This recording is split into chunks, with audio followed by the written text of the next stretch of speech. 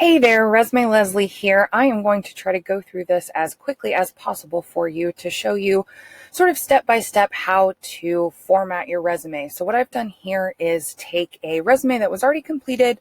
It was already well formatted, and I copied and pasted it into a blank Word document, and it has absolutely no formatting, and I'm going to go through and show you the process of the formatting that I do. What I would recommend for you is to take whatever resume you have, whatever content you have, go ahead and copy and paste it into a blank document like I've done here. Follow the formatting steps and then work with your content from there once it's already basically formatted, and that will help you to make sure that as you work with the content, it will be ready to align well within your formatting, and it will go ahead and set up well across the 1 or 2 pages that you have. A lot of times I work with clients who want to work with the content first and then put the formatting into place, and really it's better the other way around. Go ahead and put the formatting in place and then work with your content from there so that you can make sure that whatever changes you make and adjustments you make, that the content fits in well with the formatting and it fits in well and looks good on the page. Okay, so we're going to start with this content that has absolutely no formatting at all. First thing I'm going to do is go ahead and select all of it and work on the line spacing. So I'm going to come up to my line spacing adjustment here. I'm going to set it at a 1-point line spacing, and as you'll see, that definitely made the spacing a little bit smaller, but there are still some spaces between the lines that I don't want there. The reason for that is because resume real estate on the page is really valuable, so you want to utilize as much space as possible. So what I'm going to do, aside from having the 1-point spacing, I'm also going to come to my line spacing options, and I'm going to go ahead and set the before spacing to a 0, the after spacing to a 0, and just reiterate that I have a single line spacing. Once I've done that, I'm going to hit OK, and now you can see that all of the extra spacing between the lines is gone, which is exactly what I want. So I'm going to keep all of that full content highlighted, and I'm going to go over to my font selection. The default font with Word typically is Calibri, which is a nice one, and you can definitely use that. I'm going to switch it to my favorite just because it is my favorite. It's Palatino Linotype, which I think is the way that you say that, but I'm going to go ahead and pick that font. I'm going to choose a 10-point size for this font. You should really stick between 10 and 12 point, just depending on what type of font that you choose and kind of how big or small that font tends to be. Now that I have my font and sizing in place, the last thing I'm going to do before actually getting into the content is to come to my layout and my margins.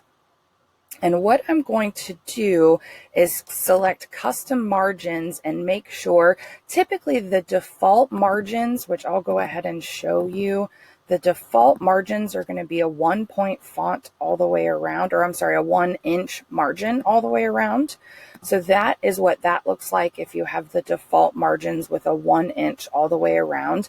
Typically with a resume, because the real estate is so valuable, I like to use a custom margin, and I like to use a 0.8 all the way around, and then I'll work with that if something needs to be given a little bit more space or a little bit less space. I'll move it back up to a 1-inch, or I'll move it down a little bit more. I really recommend between a 0.75 and a 1-inch. You can go down to as small as a 0.5 inch on your margins, but that does really sort of overwhelm the page with text, so just keep that in mind. I'm going to stick right now with a 0.8 margin because that's typically what I start with, and then I work with it from there. So I'm going to select OK, and now I have all the margins ready to go. Starting with the contact information, I want you to notice that this is not entered in the header of the document at all. It's entered directly as text into the body of the document. That part is important because header and footer information sometimes is not able to be read by the applicant tracking system. So you want to make sure that it is read, so you want to have your contact information right here in the body. What I like to do typically is to center my contact information. It is okay to keep it left aligned if that's what you prefer. However, the preference right now is really trending towards center alignment, so that's what I typically use. Right alignment has been popular in the past, and you'll certainly see it sometimes in some of these free resume templates, but right alignment typically doesn't work well for human readers and also is sometimes problematic for online applicant tracking systems. So I'm going to stick with a center alignment, and for my contact information, I'm going to make my font a little bit bigger. So I'm actually going to go up to an 11-point font for the location and phone and contact information, but for the name I'm going to go up even bigger, and in this font style I like to use an 18-point font. You may go up to a 20 or you may stop at a 16, just depending on what kind of font you're using. I'm also going to bold the name, and I'm going to bold the contact information. Typically I won't bold the location because it's not as important. For the purposes of just some visual separation, I also like to use the bottom border here. So I'm going to select my borders. You can select a bottom border or a top border, left or right border if you prefer. I'm going to use the bottom border. That's typically what I like to use, and it just creates some nice visual separation. It also doesn't create any problems in the online applicant tracking systems, so that's good. I can use it for visual purposes and not create any problems in the online purposes. So the next thing I'm going to do is move down into my profile section, which you'll see here. It's always best to start a resume with a profile section that lets the employer know the big picture of what your value is that you bring to the table and that you can offer as a candidate, and also include some really important keywords in it. So in this case, what I'm going to do is start with my targeting headline, and I'm going to go ahead and center that so that it's right underneath my contact information and has a nice alignment and a nice look to it. I'm also going to go ahead and bold my targeting headline and the concentrations, the areas of concentration that I have underneath it. I'm going to make my targeting headline 1 point bigger just so that it stands out a little bit more. As you can see, I have it all in caps as well, which I try not to use too much throughout the resume, but it can be effective if used minimally and deliberately and consistently. So I like to use the all caps here and make it 1 point size bigger. And then I will go ahead and make the concentrations, or the areas of concentration here, both bold and italicized, just to set them apart a little bit. For your profile paragraph, I always suggest justified alignment as opposed to right or centered, or I'm sorry, left or centered or right alignment. I always like justified alignment. What that does is make the left and the right sides both very clean lines, and you don't have anything, especially over here on the right, that looks like a jagged edge the way that you would with a left alignment. So I go ahead and justify the alignment there, and then with my skills here, I'll go ahead and center those, and I want to make those bold as well. Now, as I'm doing this, I can see already that I had this line that's a little bit too long with the current font size. So given that, and given that I know that the rest of the resume may have the same issues, I'm going to go ahead and change my font size so that I can make sure that everything fits in well on the lines and also within 2 pages. So instead of the Palatino linotype, I'm going to go ahead and change to the Calibri, which is slightly smaller, but still very, very well readable. So what you can see is that by changing my font size, I have created better spacing for my skills. So I want you to know that as you work with your content, changing the font size might be the exact thing that you need to make everything fit. So just be flexible with that. So now that my profile section is more or less in line and ready to go, I'm going to move on to my professional experience. With my headlines, I want to go ahead and make each section headline 1 font size bigger, just to make sure that it stands out and can be a little bit more easily seen. And then I'm also going to go ahead and center that headline so that, again, it's in line sort of with the feel of the rest of the resume. I've got my contact info centered, my targeting headline centered, got my skills centered. So I'm also going to center the headline for each section. I'm going to use that border again, the bottom border, to just create some visual spacing. And then as I get into each job description, I'll start with the company name, which I'll go ahead and list first, and I'll make it in bold. The city and state will come next, and you don't have to bold or italicize that. That can just be plain font. Then with your dates, you want to go ahead and bold it, and it's a good idea to align your dates with the right hand margin. So the way that you can do that is to actually come up over here and select your right tab, and you can place that along your lineup here to make the right tab wherever you want it to be. So if you wanted it to be somewhere in the middle, you can set it here. But if you want it to be all the way along your right margin, you just move it all the way over to the right till it can't go over anymore. And now if you have your dates set up, all you have to do is hit the tab button, and it will align right with wherever that right tab selection is. So that's a really nice, important sort of tool that you can use in Word. Moving on to the job title, I like to use all caps for the job title, and I'll actually use italics for that. Moving on to your job description. So the job description really should have 3 separate sections. It should have sort of a summary that talks about the scope or the main big picture of what you did in the job.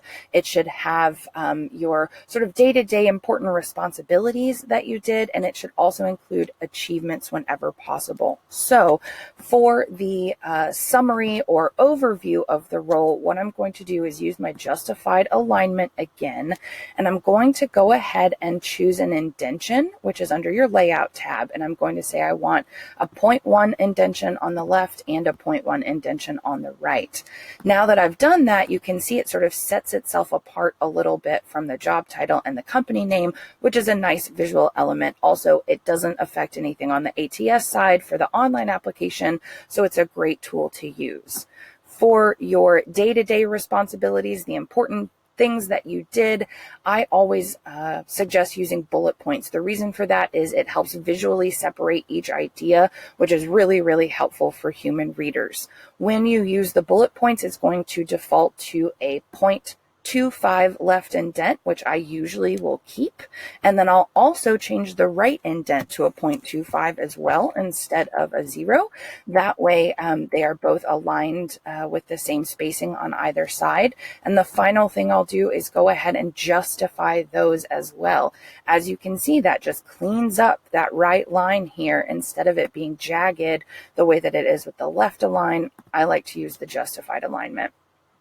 With your key projects and achievements, I like to somehow set that apart. You can do that in several ways. In this particular case, I've actually set it apart with just another title right underneath that says, hey, these are my key projects and achievements.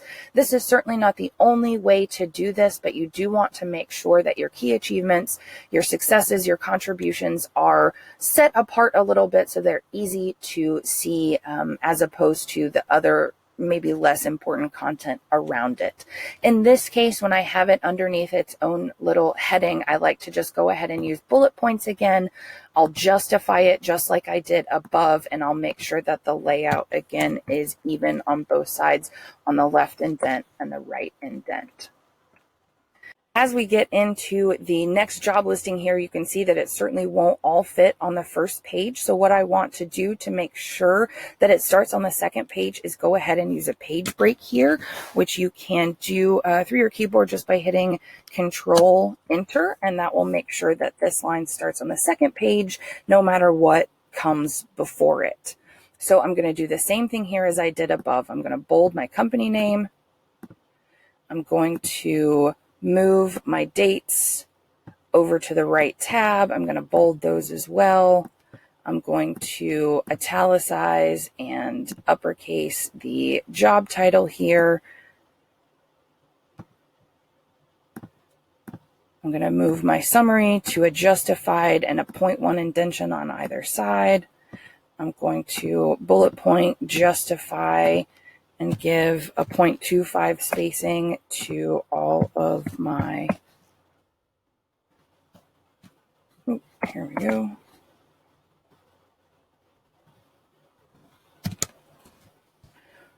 There we go. And then move on to the next one and do the same thing.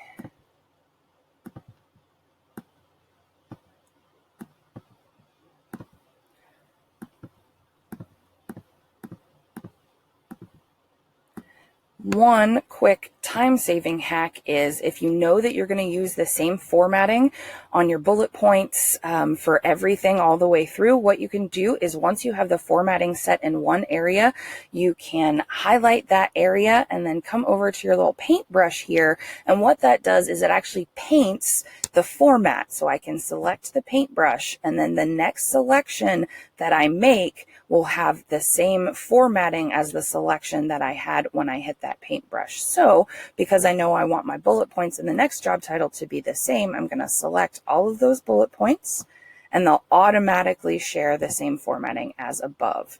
So I can do that with my summary of the job as well. So that can be really helpful and a really good time saver. I'm just going to finish this up here so I can show you what it looks like when it's completed. I'm going to go ahead and make my summary. I'm going to use the format painter for my bullet points. Now moving down to your education and certifications, since this is another headline, I'm going to make it one font size bigger. I'm going to center it. I'm going to use the bottom underline here, and then I'll just go ahead and bullet point everything that's listed under the education and certifications. Now, as you can see, in probably less than 10 minutes, I was able to format all of this to look so much better than it did before, especially considering that we started with absolutely no formatting whatsoever. There are a few other things that you can do, but this right here, just in and of itself, is a huge improvement. If you're starting from scratch or from an old resume, it's likely that after you go through this process, you won't have a clean line break yet or a clean page break yet. It's likely that you may have additional information that goes on to extra pages. That's okay to start. At least now you have it within the right formatting, and you can work with your content to make sure that it fits all nicely within your 2 pages and that the page break is nice and clean. I hope you found this helpful. Feel free to reach out to me if you have any questions. Leslie at resumeleslie.com. I hope to hear from you soon. Thanks so much. Have a great day.